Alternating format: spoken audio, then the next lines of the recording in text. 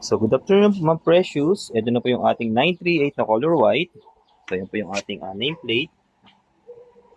So, testingin po natin yan. So, yung mga gulong niya po, rubber. So, lahat po ng gulong yan may gear. So, 4-gear motor po ito. 4x4. Maandar po lahat ng gulong niyan. 12 volts battery nasa loob po nito. Pagka binuksan nyo dyan, may tornilyo dalawang yan. Pag binuksan nyo, makikita nyo na yung battery niya. Matatanggal na to eh. So, leather seat. May seat belt. So, ito po yung likod niya. So, power on switch. Pero bago tayo mag-power on, ang unang gagawin, kailangan itong i-Bluetooth. Ang susunod na Bluetooth nito, pag nagpalit kayo ng battery nito.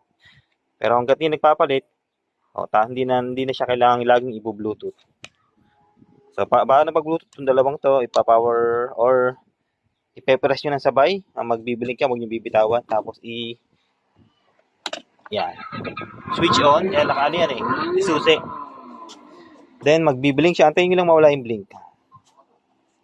Pag nawala na yung blink, nasa 10 seconds yan, connected na yan. Huwag niyong bibitawan. Pag nawala yung blink, pag nag-steady na yung ilaw, bitaw na. Yan, malapit na yan. Yun, pwede nang bitawan. Natanggal na eh. Ito, S, speed yan. Pag ganyan, full speed yan.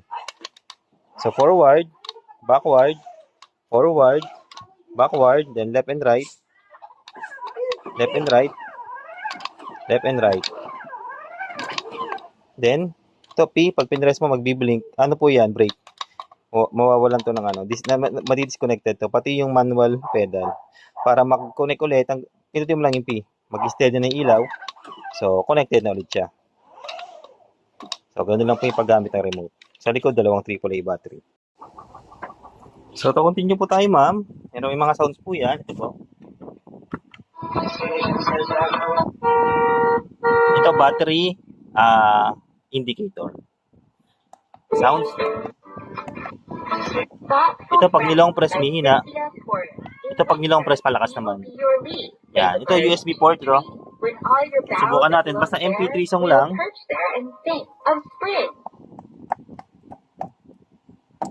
Saksak natin yan. So automatic tutunog na yan. Yan po yung ating mga sounds.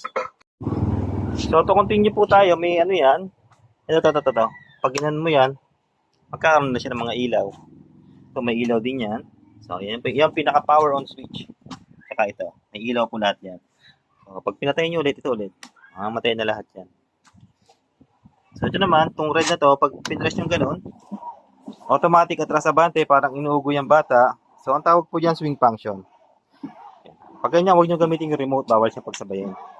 Swing function, para tanggalin, gano'n nyo lang ulit. Mawawala na ulit yung swing function. Ito naman yung manual.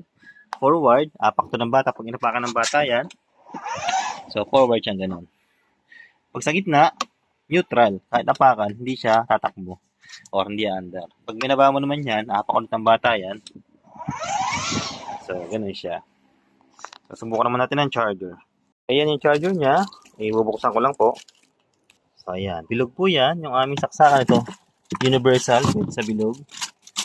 So, subukan natin yung charger. Ayan, pag sinaksak mo na siya, magkakaroon siya ng green light indicator, normal yan.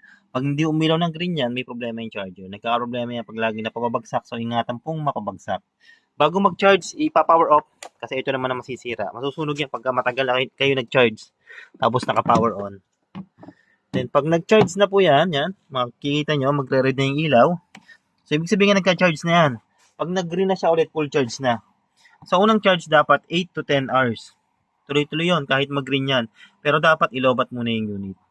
Then yung mga susunod na charge, 4 hanggang 8 oras na lang. Or, pwede kayo mag-oras hanggang 6 hours. Patayin nyo na kagad, okay na yun. Yun yung pinaka-best charge, 6 hours.